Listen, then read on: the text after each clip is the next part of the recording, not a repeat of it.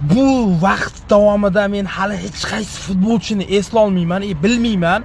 40 yoshida top chempionatlarda, top ligalarda eng zo'ri bo'lib turgan futbolchilarni. 40 yoshli Luka Modric Asiriyaning eng ko'p aniq pas bergan futbolchilariga aylanmoqda. Eng ko'p aniq pas bergan futbolchisiga aylanmoqda. Undan tashqari u oktyabr oyining ham eng yaxshi futbolchisi deb topilgan edi. Bu dahshatli, okalar, dahshatli. Chunki Luka Modric o'zining saviyasidan yanada o'smoqda. U yana ham o'zining formasini optimallashtirmoqda. Bu yosh o'tavergan sari kuchayib bormoqda buning o'yinlari. Bu shunchaki meni ajablantirmayapti. Bu shokka solmoqda. Chunki Luka Modric 40 yoshida hali hech qaysi futbolchi bunaqa formada o'ynab yurganini, top chempionatlarda bunaqa statistikalar qayd etganini ko'rmaganman.